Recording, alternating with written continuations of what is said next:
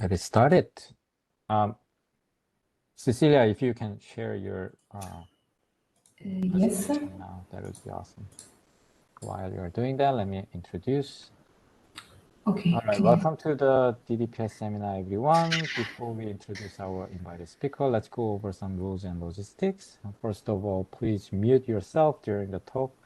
But if you have questions, you can unmute and ask questions, or use chat room to post your questions so that we can address them in Q&A session at the end. Second, today's DDPS seminar is open to external audience. Therefore, no classified discussion is allowed, so please watch out. Finally, the talk today will be recorded and uploaded in our YouTube channel. Okay, that's about it. Now, let me briefly introduce our speaker today. It is an honor to host Dr. Cecilia Pagliantini, who is an assistant professor in the Department of Mathematics at the University of Pisa, Italy. After obtaining her PhD at the Seminar for Applied Mathematics of ETH Zurich in Switzerland, she held postdoctoral positions at the Los Alamos National Lab in US and at the EPFL Switzerland. She joined the TU Eindhoven in 2020 as assistant professor in the Center for Analysis of Scientific Computing and Applications and moved to the University of Pisa in 2023.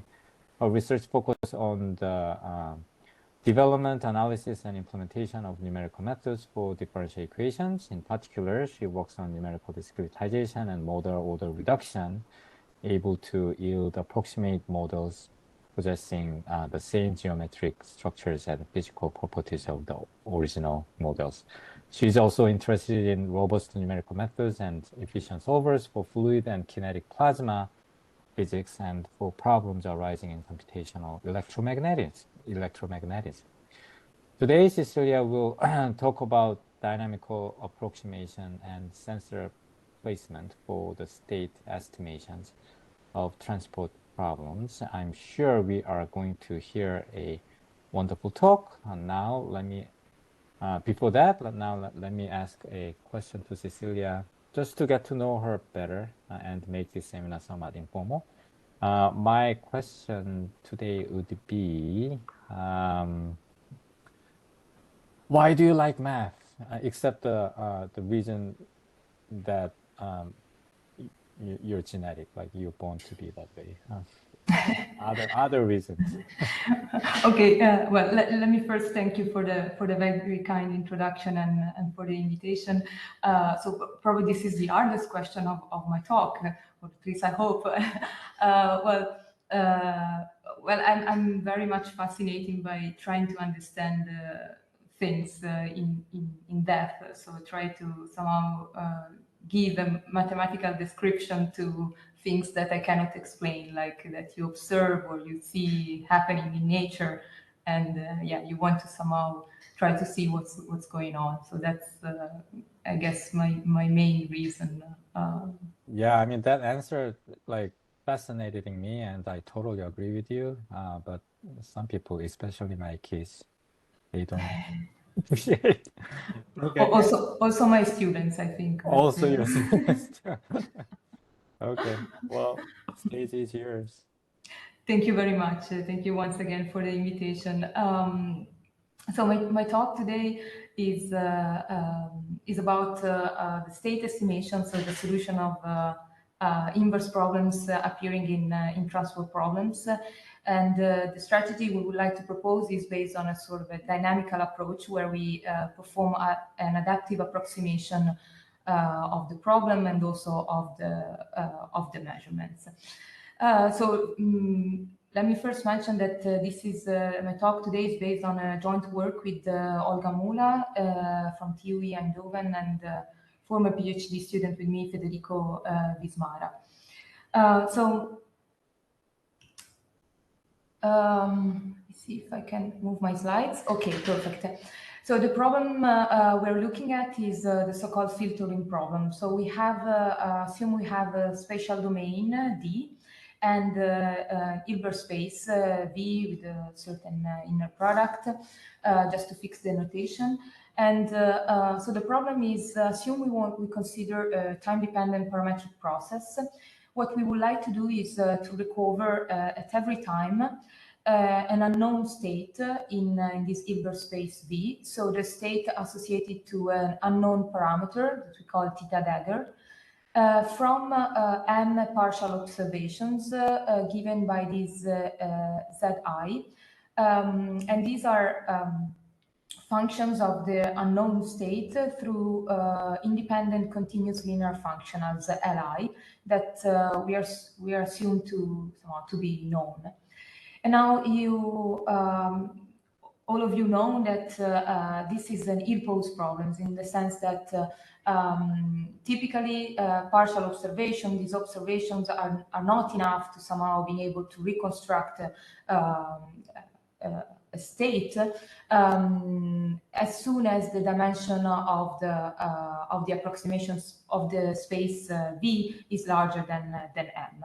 So the only somehow possible way to reconstruct the state to at least some guaranteed accuracy is to impose some prior information on the state.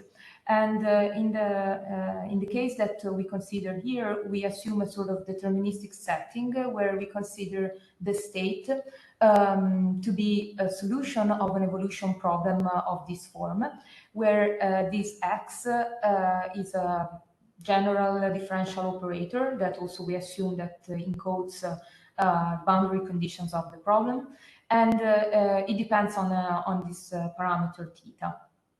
Now, so the problem is now the one of trying to estimate the state U associated with the special parameter, the theta dagger.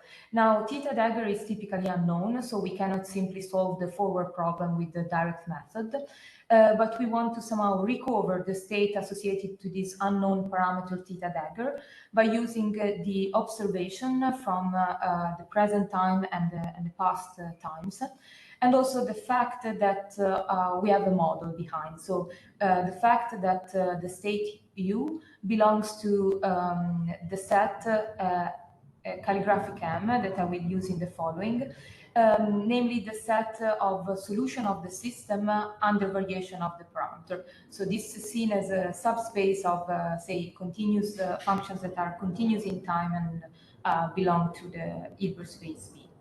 And now the assumption that we consider just to for the ease of this talk is that the response of the sensors, so the measurements are somehow perfect, so they are not subject to observation noise. And also we assume that what we observe is a function of the model, also of the evolution problem, and there is no modeling error. So now the particular type of phenomena that we are interested in are transport problems. So transport effects are somehow challenging for state estimation for various reasons. Let me just mention a few, and we will see them in more details in a moment. So the first challenge is related to the fact that when looking at transport phenomena, we typically have very localized solutions, somehow waves or wavefronts that are moving in time. And if we consider spatially local measurements, say for example in this plot of say the Schrödinger, the solution of the Schrödinger equation, assume that the crosses are the sensor's location. So if these crosses are recording an information of the state, well, you see immediately that as soon as the support of the solution is outside, so the sensors are located outside of the support of the solution, then they do not provide any information on the state. So they are simply ineffective. Secondly, it is typically not easy to find a low-dimensional approximation of the solution set. So remember, we want to recover a particular element of this set of trajectories associated to our PDE. And for this, we need to find somehow an approximation of this set. Typically, finding a low-dimensional one is not that easy. We will see this in a moment. And this is a problem because there must be a relationship between the number of the measurements and the size dimension of the approximation space to make the problem well posed. And finally, transport effects are typically characterized by certain physical properties, for example, conservation of mass or conservation of energy. And this is typically hard to preserve when performing some reconstruction algorithm. So the goal of the work I'm presenting today is somehow to try to come up with a way to address these challenges. So here's a brief outline. So the baseline of our method is the so-called parameterized background data weak or PBDW method for state estimation that I will briefly recall. And then I will move to the core part of this work where we propose a way to dynamically move the sensors so that they provide reasonable or effective information of the dynamics at all times. And secondly, a way to approximate the solution set that is also adapting in time. And then we will somehow focus on the case of Hamiltonian system by reformulating transport problems in the framework of Hamiltonian mechanics. Okay, so as a first thing, let me introduce the so-called observation space. So again, we want to approximate an unknown function. So the state U associated with an unknown parameter theta dagger, given some observation, M observation. So if we introduce the Ritz representers associated to this to the functionals Li, then we can introduce the observation space Wm as the span of these Ritz representers. And typical examples of measurements are given in, for example, in this table. So we can have pointwise measurements. So in this case, our Hilbert space will be typically reproducing kernel Hilbert space, and then the measurements are really pointwise values of the state at some sensor location that we call xi. And other examples are, if we take, for example, local averages in L2, then we have the associated Ritz representers are basically the Gaussians centered in the sensor locations. Or if we consider, for example, as a Hilbert space H1 with zero Dirichlet boundary conditions, then we can compute the Ritz representers by solving, for example, this problem. Okay, how then we can approximate or reconstruct the sought state? Well, the task is to build a so-called recovery algorithm. So namely a function that assigns to each time an approximation of the state at the unknown parameter theta dagger. So basically, to each time we assign a function that, when evaluated in the vector of the Ritz representers, then gives us an element in the Hilbert space B, and this element is hopefully an approximation of the state that we are looking for. So of course this is very general. How shall we construct a recovery algorithm? Well, first of all, the construction of A should be based on the available information, of course. So we need to take into account the fact that the state U belongs to the set of trajectories, so the set of solution of our evolution problem under variation of the parameter. And also we would like A, so the recovery algorithm, to be such that the reconstruction, so the approximation that it provides, respects some physical properties of the dynamics. So just to make a small remark, we can also look at this problem from a different perspective. So if we look at a stochastic setting, then we, for example, can take as a prior information on the state the fact that this prior information can be described by a probability distribution on the Hilbert space V, supported on M, and this is typically induced by a probability distribution on the parameter space that is assumed to be known. So here we assume sort of the deterministic, more deterministic perspective. Okay, so how can we gauge the quality of a recovering algorithm that yet we do not know how to construct? So the quality of a recovery algorithm is measured by the worst case reconstruction error.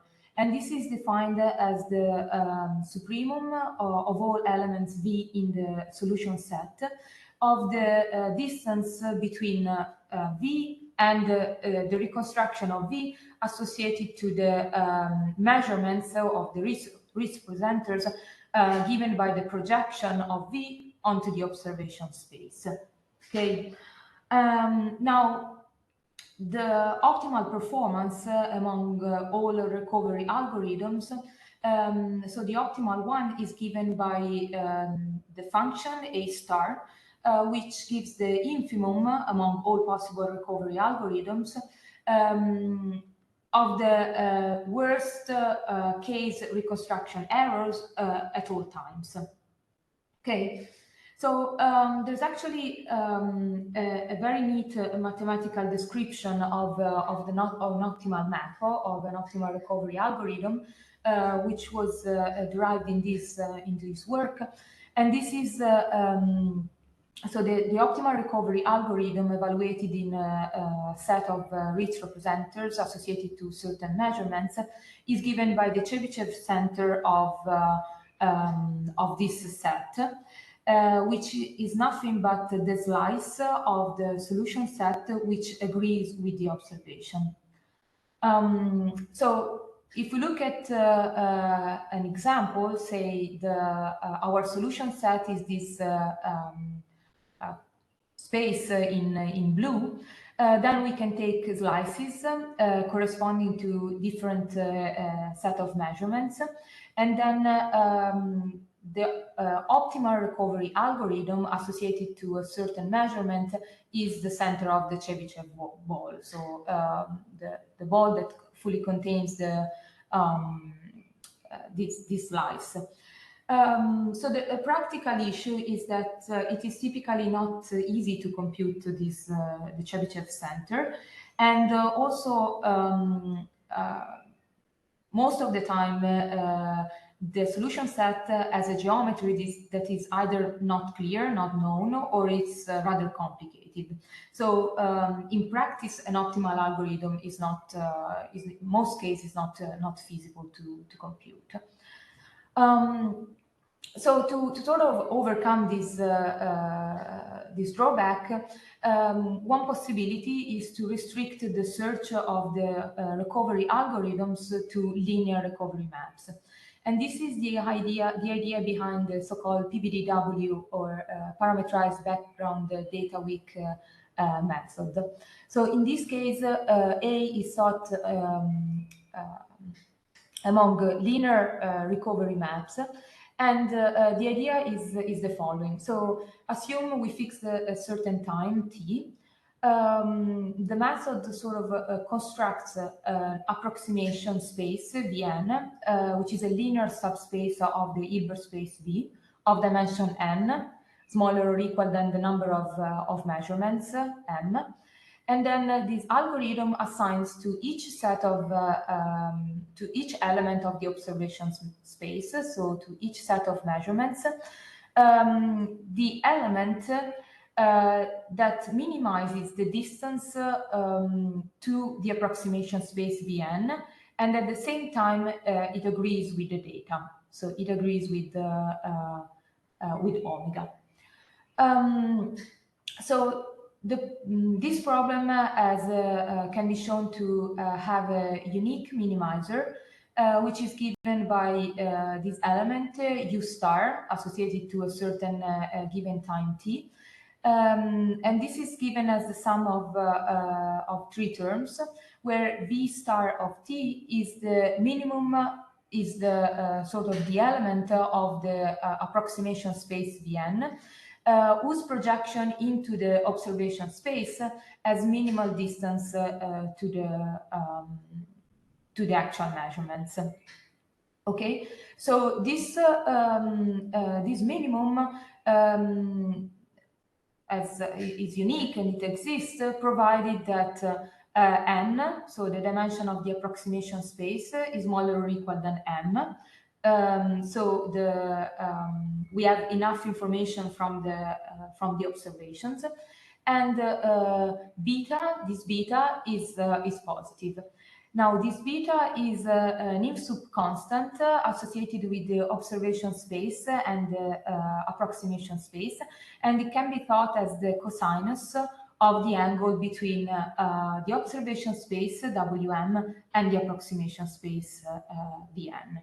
Okay, so basically the ideal situation is when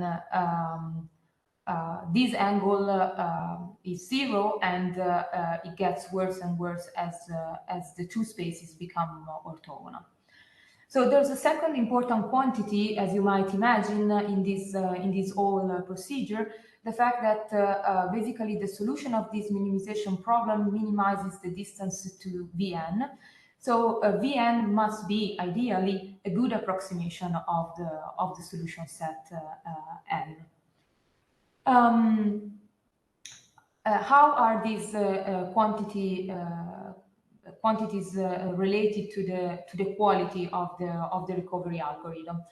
So we have seen that the quality of a recovery algorithm is measured by the worst case reconstruction error, which is again given here, and it also can be shown that this error is bounded by the product of the what I call the approximation error, which is the distance between the approximation space and the actual solution set, and the inverse of beta of the inf sub constant. Now, these two quantities fully depend on the approximation space Vm and on the observation space Wm. So an idea is to try to come up with a recovery algorithm that somehow is such that this quantity, this upper bound, is minimized. And this can be done by controlling the choice of the approximation space on the one hand and the observation space on the other.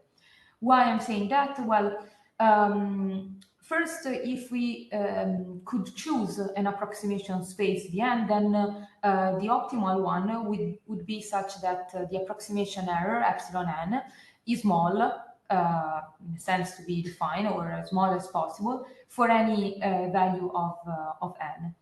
And so how do we construct then a Vn with such properties? There are various approaches. One possibility is to use reduced basis methods or other type of model order reduction techniques, which somehow allow us to have to achieve the best approximation error for a given size of the approximation space based on some information on the dynamics, so on the solution set. The problem is that so in some sense the good thing is that the approximation error then decays as the Kolmogorov bandwidth of the solution set. The bad thing is that when dealing with the transport dominated problems, then this decay can be very slow. And this has the problem that then the approximation can become computationally demanding, in the sense that we might need a rather large approximation space to approximate the solution of our PDE with sufficient accuracy. And also, on the other hand, remember that we need to have a size of the approximation space smaller or equal than the number of measurements. So if we have a large approximation space, then we also need a lot of measurements, which is typically not ideal. So the strategy that we pursue is to perform a dynamical approximation based on low-rank approximation and orthogonal schemes to update the approximation space. So instead of taking a global approximation space Vn, we construct at each time a new approximation space such that at each fixed time t, the approximation error decays to 0 as n grows. This, however, doesn't give us any control in principle or in general on the stability constant. So even if we guarantee a small approximation error, then basically anything can happen to the stability constant. So how do we control the stability constant? Then one possibility is to somehow choose a suitable observation space Wn. Indeed, if the measurements give spatially local information on the solution, as we have seen at the beginning, and we keep this basically this measurement or this sensor location fixed in time, then if we have a traveling wave, sooner or later this sensor will capture no information, so will be completely ineffective. And this translates into the fact that the stability constant will go to 0 as t grows. So the strategy here is to try to move the sensor location to maximize the stability constant, or in other words, more visually, we try to move the sensor in such a way that somehow they follow the support of the solution. Okay, so let's start from this last objective. So how do we perform dynamical sensor placement?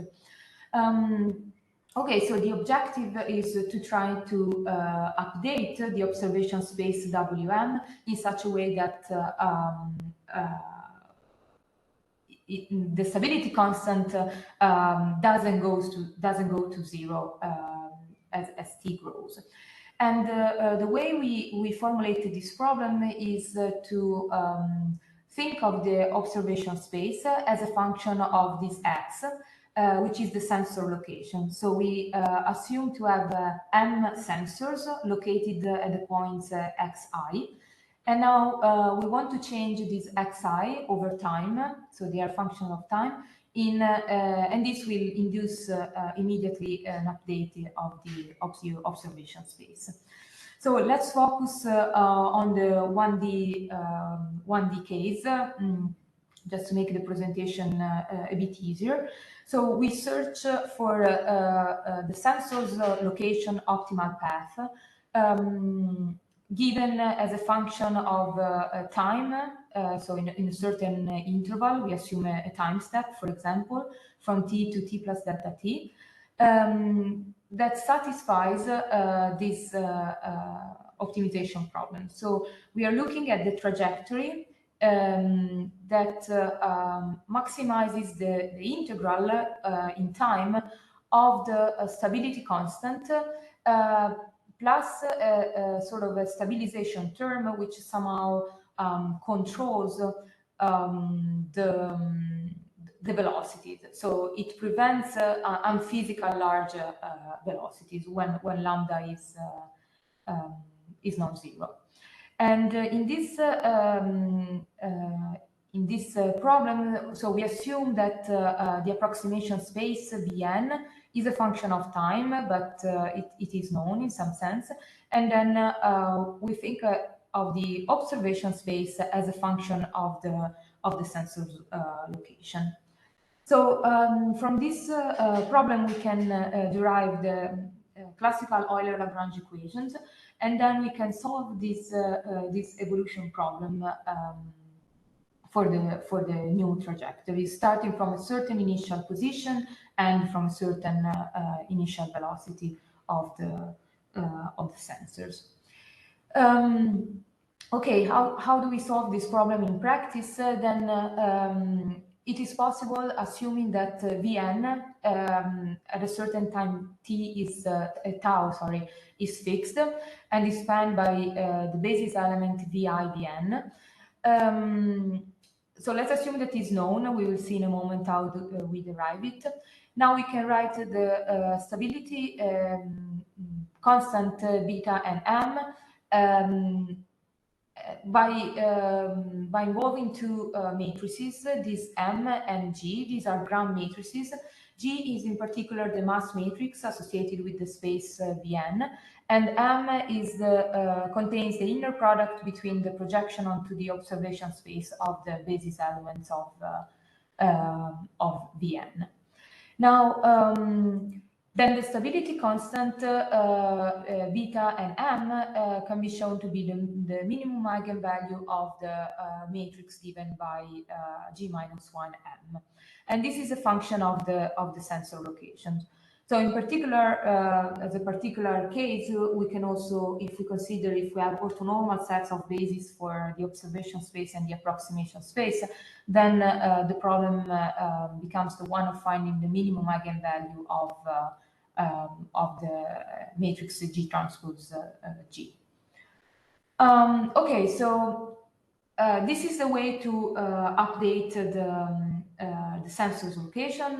Let's look now at how do we change the approximation space Vn. Okay, so the first thing is to somehow rewrite the solution set, not as a global sort of a set of the global trajectories, so the trajectories associated to all parameters at all times, but to somehow slice this solution set by looking at the local in time solutions. So we look at this as a set of solutions seen as a function of the parameter and the space, but for a fixed time. And then at every time we approximate the state with a linear combination where we have some coefficients that depend on time and parameter, and then we have some basis elements. And these basis elements are also time dependent, so they somehow are allowed to evolve in time. So in other words, we can think about an approximation of the solution set given by this product of a space Vn of t of dimension n spanned by a certain basis, and this basis can satisfy certain constraints, for example, orthogonality and so on. We will see in a moment what is more convenient for our setup. And then we have a second space, which is the set of basically vectors of coefficients that are, for example, in L2 as a function of the parameter. All right, so now how do we derive an approximate? So we need to sort of reconstruct the state. So we do not just need the approximation space Vn, but we also need to be able to represent the solution of our PDE approximated in this space. And so the idea is to rely on the so-called Dirac-Frankel variational principle. So starting from our original model, so you can think of a trajectory of this model associated to a certain parameter as this curve, for example. Now, if we consider an approximation space, Mn, we can somehow attach the velocity field of this flow to any element in this subspace. And now, if we use this velocity field to describe the motion, to describe the trajectories, then we will inevitably go outside of our approximation space. So we somehow fix the dynamics by projecting the velocity field of the original flow into the tangent space at the approximation space.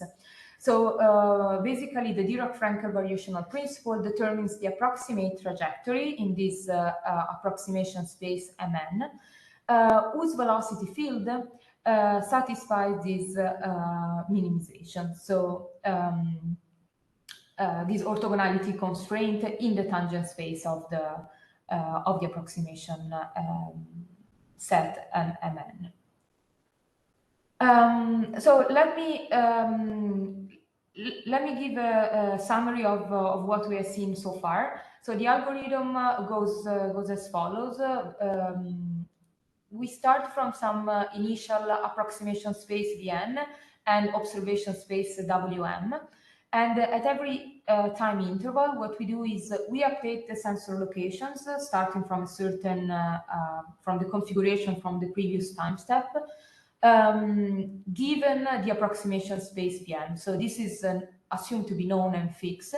We obtain new measurements, we reconstruct the state using the PBDW algorithm, and then we update the approximation space from tk to tk plus 1, and we go on.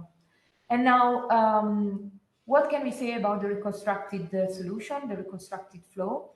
It is possible to show that conservation properties are satisfied up to an approximation error, which is bounded by the reconstruction error of the state. And also some properties of the flow, for example, if we want to impose, say, symplecticity, can be preserved exactly if we are able to construct the approximation space Vn in a suitable way, okay? Because then we can enforce that our reconstructed flow stays on this approximation space. Hi, Cecilia. I have Yeah. questions. Previous slide on the summary of the algorithm. So V sub n is the state and Wm is the observation. Yes. And you assume that all the initial states are known, and as well as the observation. So I'm assuming that at the time 0, say, you have some sensors that are located and they have measured some information on the solution at time 0 on the initial condition. But how about the Vn? So the Vn is, say, an approximation space at time 0. So this can be constructed, say, from an initial condition on the so you have an initial condition that depends on parameters. You can, for example, discretize your parameter space. And then, which you assume known, like the whole field is known, initial condition. Yes, at the initial time, yes, exactly, yeah. And then subsequent time steps, you do not know the whole field, but you only know the observations.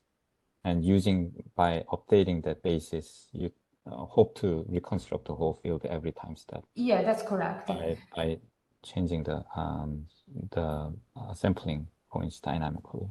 Okay. Yes. So the thing is that at the initial time, you might not know the state associated to the exact parameter theta dagger. This we don't need to assume. We need to assume that you know some initial state. So the initial state associated to certain parameters in your parameter space. Got it. Okay. Okay. Thank you. Okay, so let me briefly go to the situation that we want to look at a bit more into details, in the sense that, as I said at the beginning, we are interested very much in transfer problems, and these are conservative processes, and as such can be seen or recast as Hamiltonian systems. So basically, this boils down to have an operator which represents the velocity field of the evolution of the flow of this form, where we make a sort of an assumption that we consider in this setting a Hamiltonian system in canonical form. So basically, now the idea is to consider as a Hilbert space the product of two Hilbert spaces, V hat. So each V hat is an Hilbert space.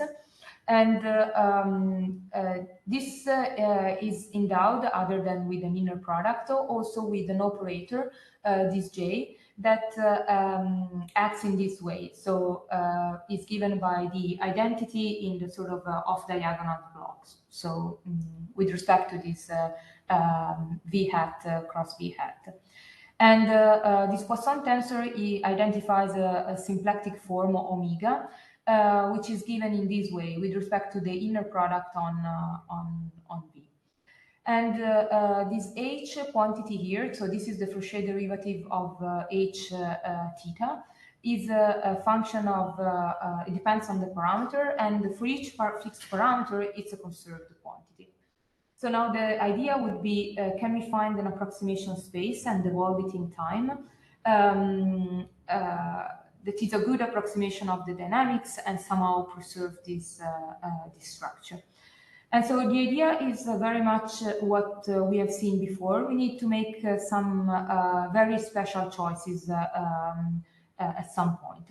So again, what we do is we approximate the solution at each time t with a linear combination. We need an even number of unknown because of the tensor structure of our Hilbert space.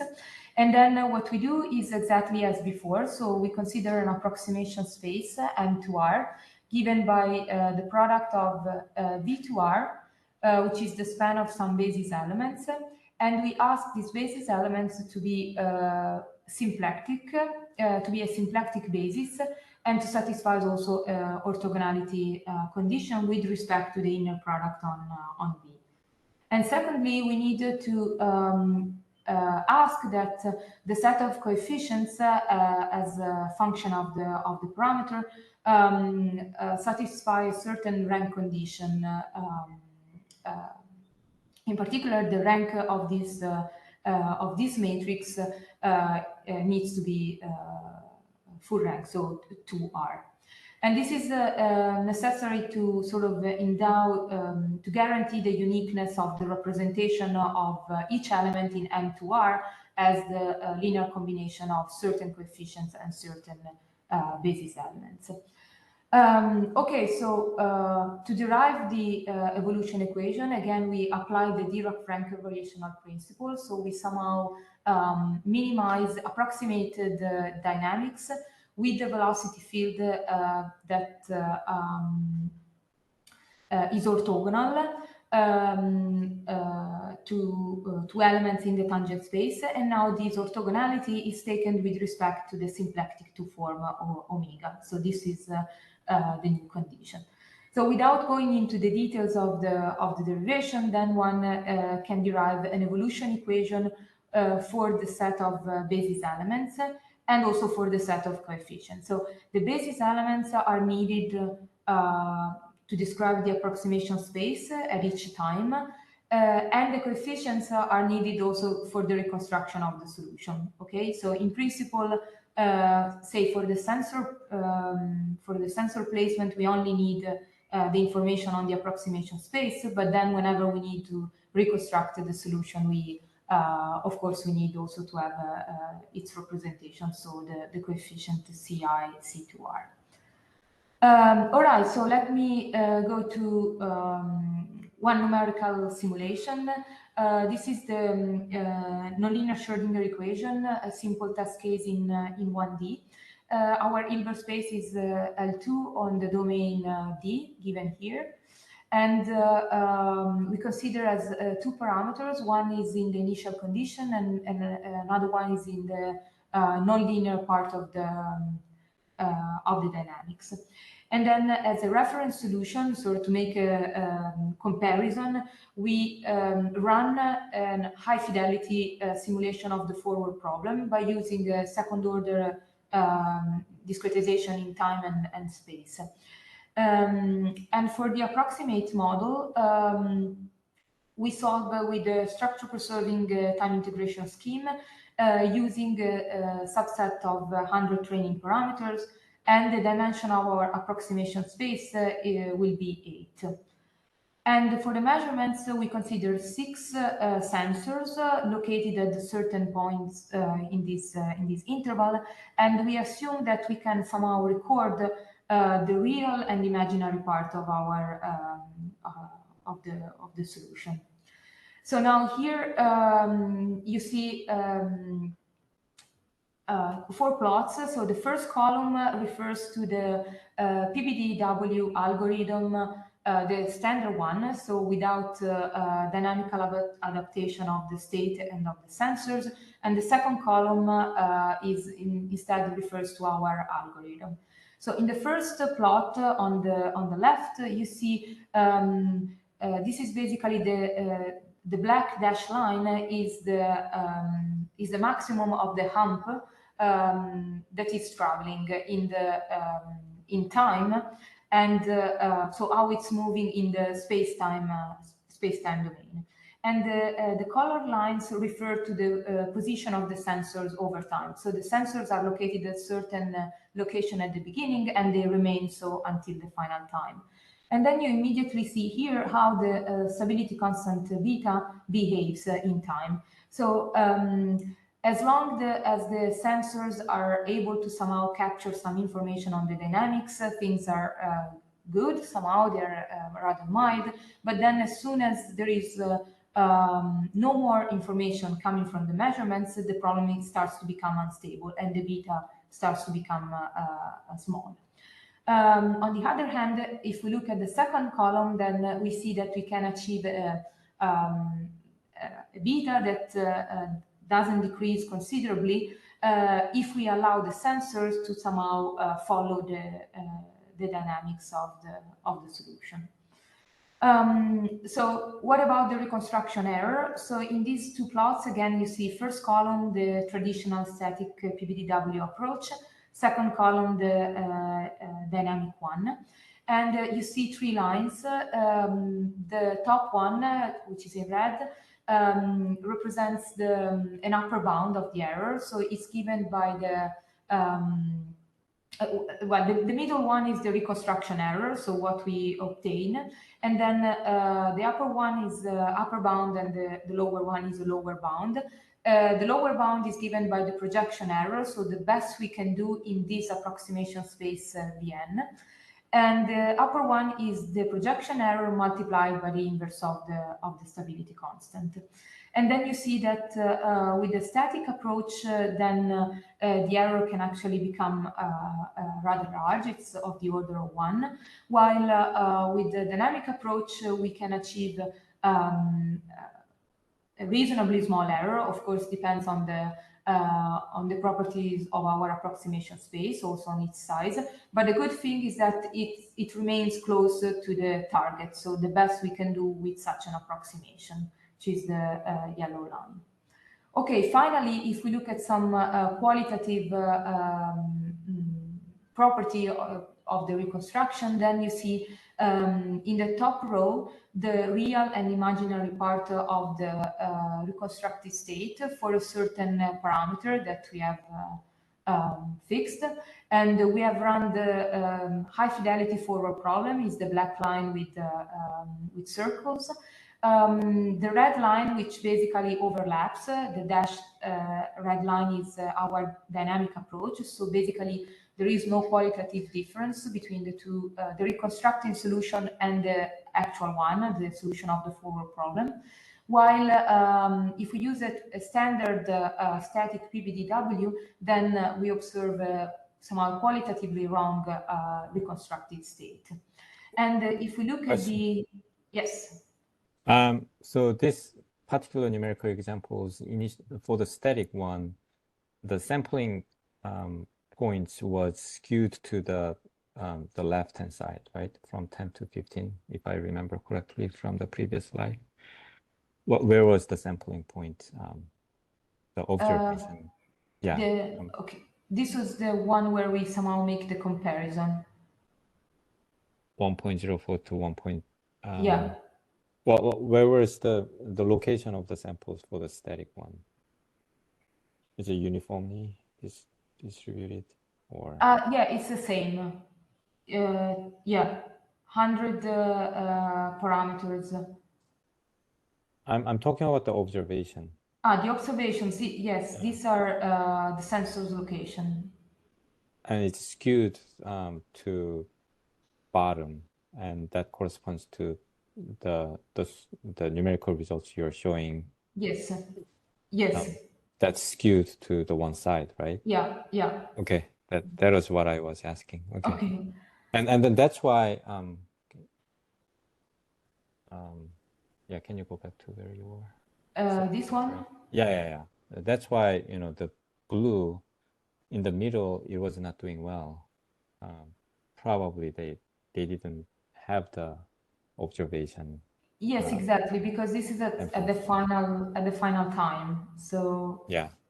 the information is really not. The sensors are providing no effective information on the dynamics. Yeah, which makes sense. Yeah. Totally makes sense. Yeah. All right. Don't. Sorry to interrupt. No, not at all. So even if we look at the Hamiltonian conservation, so if you look at the first plot on the left, well, you see that the blue line, so the one associated with the classical static sensors location, becomes unstable. So the Hamiltonian is not conserved.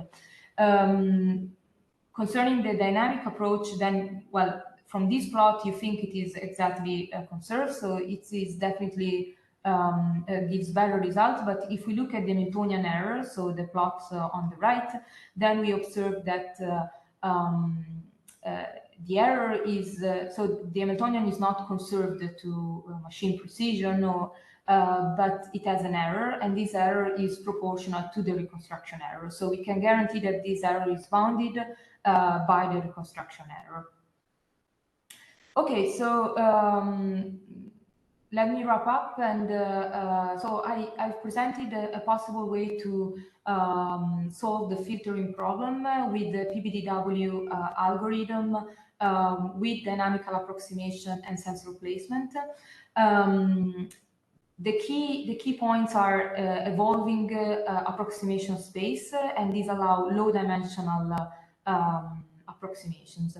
Also, moving the sensors is playing a crucial role to guarantee good reconstruction and also a stable one, especially in transport-dominated problems or problems where we have a very localized solution. And it is also possible to incorporate some physical properties of the dynamics if these dynamical approximate models and approximation space are constructed with certain built-in properties. So there are many possible extensions. So we have considered the problem of state estimation. One could also think about how to do the parameter estimation in this context. So in the numerical test that I've shown, we have assumed that we know we can somehow measure the real and imaginary part of our solution. This might not be possible, or also one might need to work with nonlinear observations. And then how do we extend this method to this case? Also, we would like to have somehow a sort of a feedback loop, in the sense that we would like to have the evolution of the approximation space to be informed of the local reconstruction, say, in real time. I'm sure there are many more open questions. With this, I would like to conclude, and thank you very much for your attention. Fantastic, wonderful talk, Cecilia. Thank you so much. Okay, let's have a Q&A session. I see the Carlos hands up. Do you want to? Hello, can you hear me? Yes. Yep. So I wanted to ask kind of maybe a stupid question, but when it comes to, let's say, industrial applications or practical applications, what kind of framework would you envision these working? Do you see any particular problems where these kind of moving sensors could be applied, and what would the, let's say, control loop look like? So, all right. Well, at the moment, this whole setup has been tested for academic problems, where we also assume to have measurements that are given by exact evaluation of the solution of our model. So the kind of setting where this kind of approach would perform best is exactly when you have dynamics that sort of transport effect. So solutions that are all localized and they are moving in time, but also in situation where you can somehow afford to move the sensors, because this might not be always the case, and this I do understand. So if one has the chance to move the sensors, so to somehow take measurements over time at different locations, then this would be good if the solution is very localized, and this provides a sort of algorithm to sort of be able to trace where the solution is moving in space. Nice. Thank you very much. Thank you. Very well. Very well done. I have some questions. If there's no other questions, please hands up or put your questions in the chat room if you do. Meanwhile, I would like to ask a bunch of questions. Very exciting and very interesting topic. It's in spirit pretty similar to GAPI POD, GAPI proposed organal decomposition, in a sense that it uses some basis and then it lets you reconstruct the whole field using just sampled points. But the difference, I clearly see that you do not have to, well, I mean, it's a dynamic, it's adaptive. You allowed your sample points to be moved around depending on where the fields are moving based on the reconstruction you have done. And also you do not assume the basis to be constructed, knowing the snapshots from other parameter space, like everywhere in space and time. You only assumed maybe some initial conditions. You use the snapshots to construct the basis. So in that sense, it's more general than GAPI POD. I see. So very fascinating. If you can comment on the difference between your math algorithm and GAPI POD, that would be awesome. Yeah, so in this setting, if we look at the evolution of our approximation space, basically this is not data driven in a sense, in the sense that we do not need to have information on the dynamics or on the solution set, except as you said, from some initial condition at some parameter, but then we basically adapt on the fly based only on the PD, sort of on the information that comes from the dynamics. So in some sense, if you want to have a purely data-driven black box approach, this is not possible because you need somehow to have an information on the differential operator, on the velocity field of the flow. But this vice versa doesn't need any prior information. Not prior in the you need it in the sense of the inverse problems, but you don't need for the approximation any information on the dynamics, nor locally, not even globally, as would POD or GAPI POD do. Yeah. Well, okay. So related to the Carlos's questions, in order to apply this method to, let's say, some sort of experiments, and the fields are like very transport dominated or advection dominated, then, but the experiment is moving pretty fast. In order to incorporate that situations, your algorithm computational cost has to be pretty real time, right? Yes. And can you comment on that? What is the computational cost, and can it be applied to that real time experiment?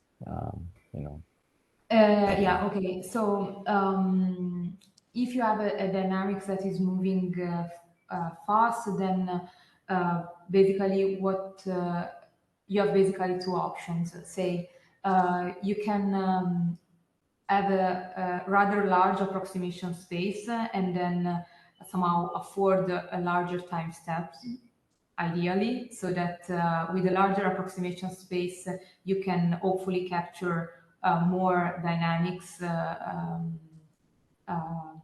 or otherwise, which is basically the idea behind this dynamical approach, is that you would update your space very frequently.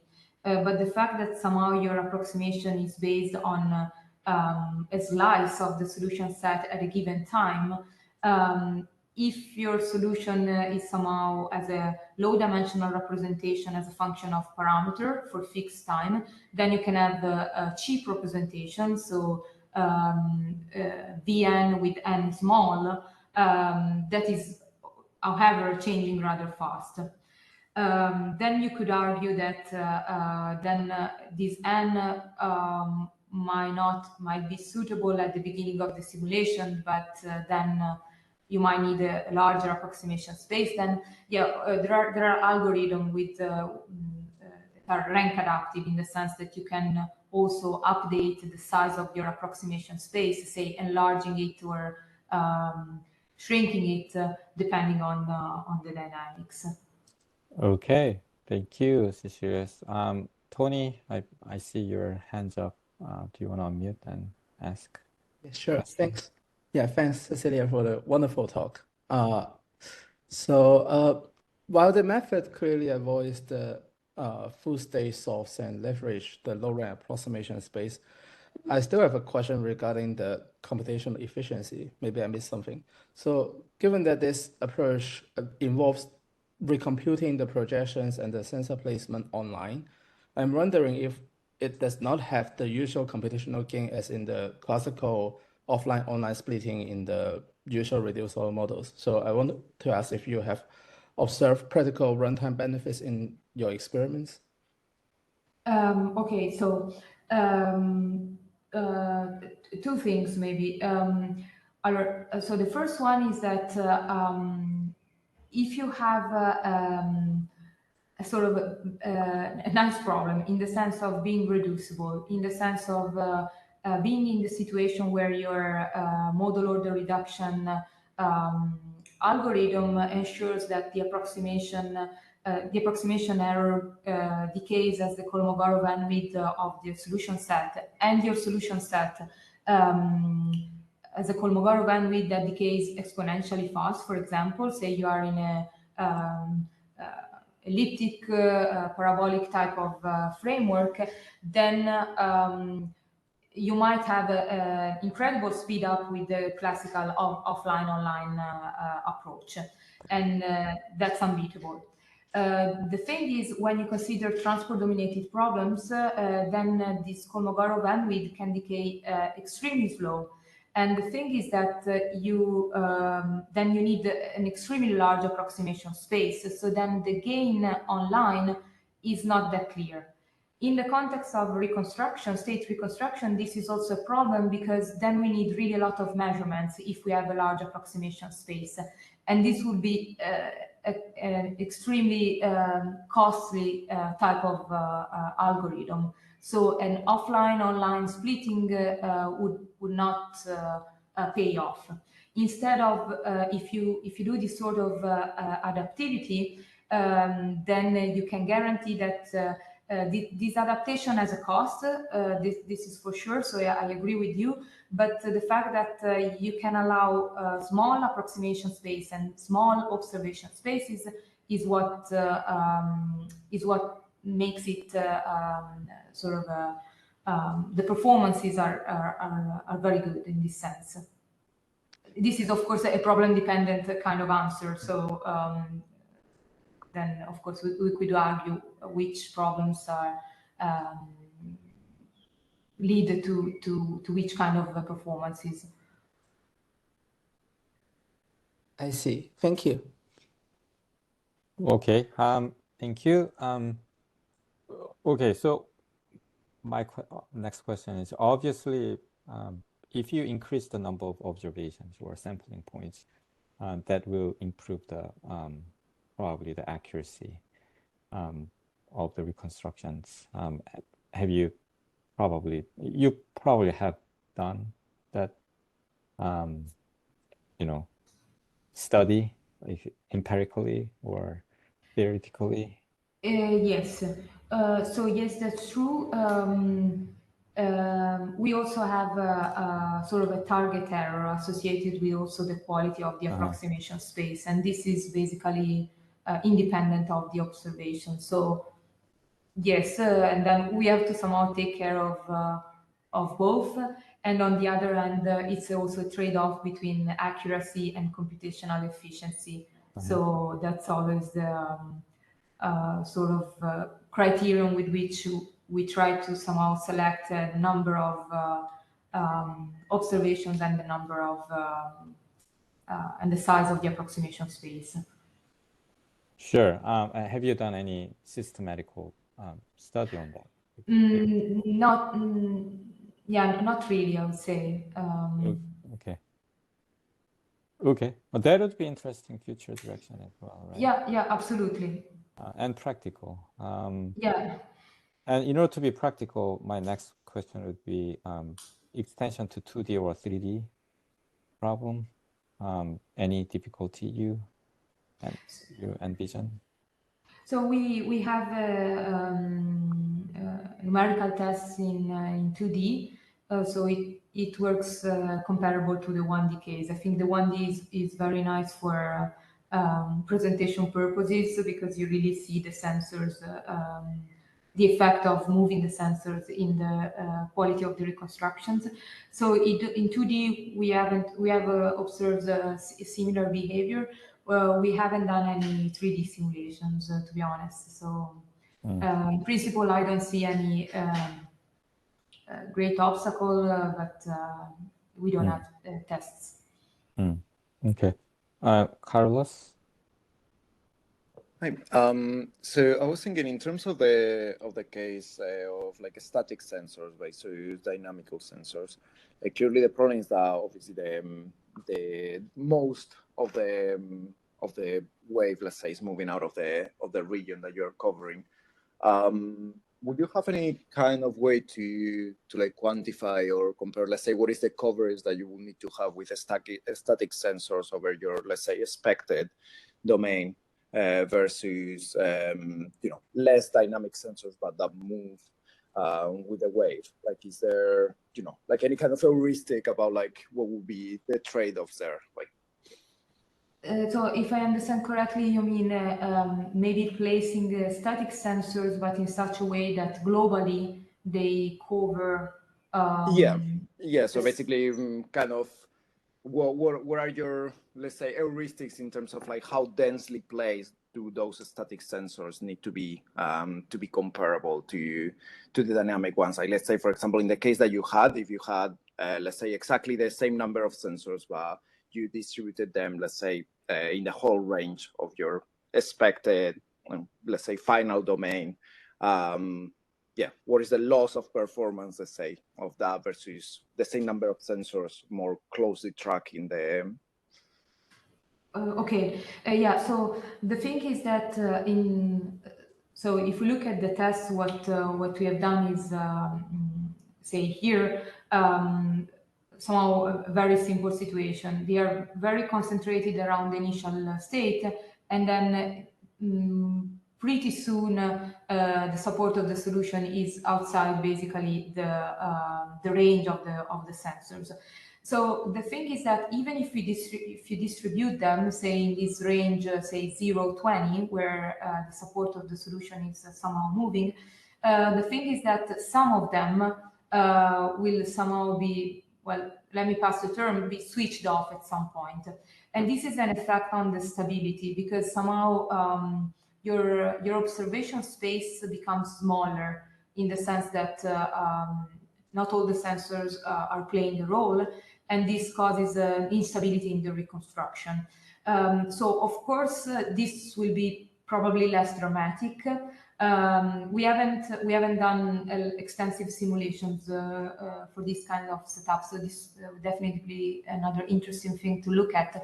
So the somehow decay will not be, I would guess, not as dramatic as here, but definitely you will observe instabilities because sensors are just, some of them will be switched off. Say you put some of them here in 0, then those will give no information pretty soon, and some others will just give some information at say time 10, but coming from something that is already affected by a reconstruction that is already affected by a rather large error. Yeah, no, that I mind that will be obviously that will be a trade-off in between, let's say, the number of sensors that you will need statically to kind of like densely cover the domain versus, like using less sensors that actually can move with the solution. Yeah, okay, yeah, then you would need a lot of sensors, you mean, or more sensors, and then, yeah, say, try to cover the whole sort of region. Yeah, this we haven't tried, but yeah, then of course it's, you still will observe instabilities because some, sooner or later, some will become ineffective. Yeah, to which extent the beta will behave will go to zero, would be interesting to look at. Kind of, let's say, corollary to that, would you then expect that in higher dimensional cases, this will be more of a problem just because of, curse of dimensionality and, like needing more sensors to cover, let's say, the same space in higher dimensions? Would you then, let's say, expect the dynamical algorithm to perform better computationally, as the number of dimensions goes up?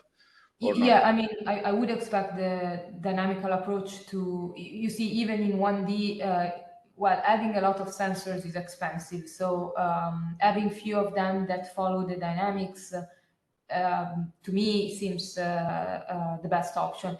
And yeah, I do agree that as you go higher in the dimension of the space dimension, yeah,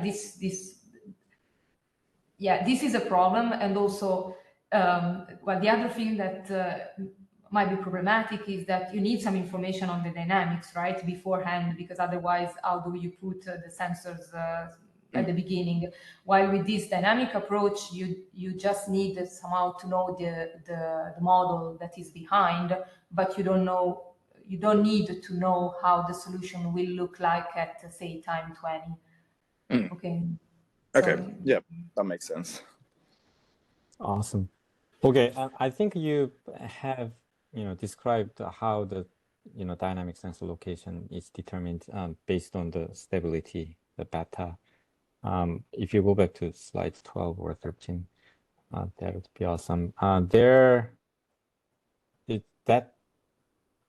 to quantify the stability, you do not need to know about your system. Like, for example, like governing equations of the Schrödinger equations, you do not have to know about it. You only need to observe it, and you can still quantify that stability constant, right? yes, I agree. There's so at least in our approach, there's a dependence among the problem because of the approximation space. So the approximation space moves according to the model that is behind. So if we change the Schrödinger equation with a different equation, then the Vn will be different and will also evolve differently, and then also the beta will be affected by this.